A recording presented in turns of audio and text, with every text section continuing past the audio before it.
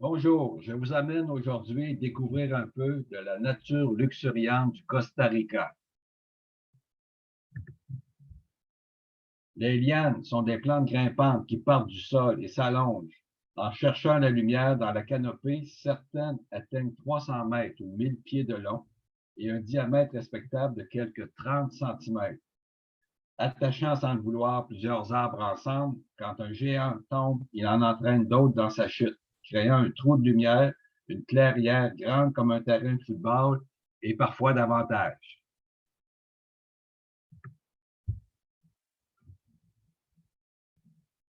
Le figuier étrangleur n'est pas un arbre comme les autres. Comme un pêcheur qui jette un filet à l'eau pour piéger des poissons, il entoure un arbre jusqu'à l'étouffer et le remplacer. Ici, il prend l'allure d'un pont suspendu au-dessus d'un sentier. Il produit des figues dont les singes raffolent.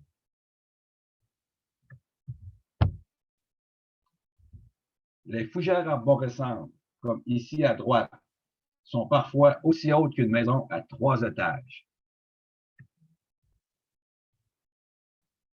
Les grandes feuilles de cette plante portent le nom de parapluie des pauvres.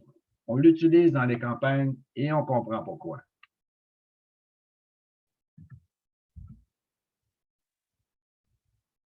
Au Costa Rica, tout pousse facilement et rapidement. Pour délimiter des champs, on plante des bouts de bois et ils repoussent sous forme de haies, véritables clôtures vivantes. Les oiseaux y nichent et se nourrissent des insectes. Ici, pas besoin de pesticides. Les bananiers sont des plantes vertes qui poussent extrêmement vite.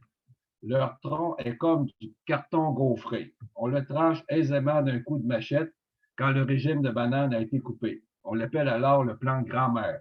Juste à sa gauche, le plan mère est celui qui porte un régime. Et à sa gauche, le plan fille qui portera le prochain régime. Et à sa droite, le plan petite fille qui suivra.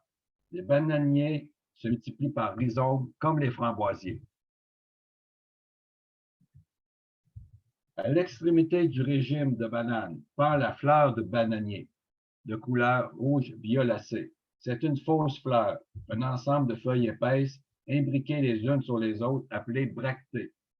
Si on en soulève une, on découvre deux rangées d'ovules, les bébés bananes, qui vont grandir et devenir les maîtres bananes telles qu'on les achète à l'épicerie. Il y a 2800 espèces de palmiers dans le monde, mais je vous montre celui-ci car il est bien spécial. Son tronc est soulevé du sol sur des racines aériennes, comme des échasses. Et ce palmier marche. De nouvelles racines aériennes s'ajoutent au-dessus des anciennes, du côté d'où vient la plus forte luminosité. Et l'arbre va ainsi se déplacer lentement vers la lumière, car les anciennes racines vont s'affaiblir et se détacher du sol. Quelques espèces de palmiers produisent un légume que vous connaissez, l'équeur de palmier, qui apporte une touche rafraîchissante aux salades.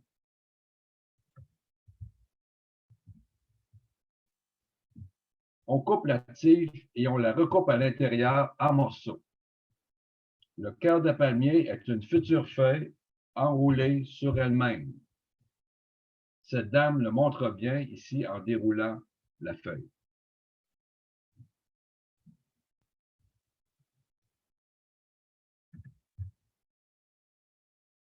Vous connaissez les délicieux noix de cajou. Ils proviennent de l'anacardier, de la même famille que les manguiers. L'amande, le cachou, est surmontée d'un faux fruit. C'est enfin le pétiole, comme le queue de la pomme. L'amande se développe en premier. Le pédoncule, jusque-là normal, se développe ensuite rapidement, en forme de pomme, pendant que la noix perd de l'humidité, rétrécit et durcit. Il ne reste qu'à la torréfier et à la déguster. La pomme cajou est comestible, jouteuse, sucrée, légèrement parfumée et acide, très riche en vitamine C. On a fait des fruits, des jus de fruits et des confitures. La prochaine fois que vous dégusterez cœur de palmier bananes et noix de cajou, vous aurez en tête ces images.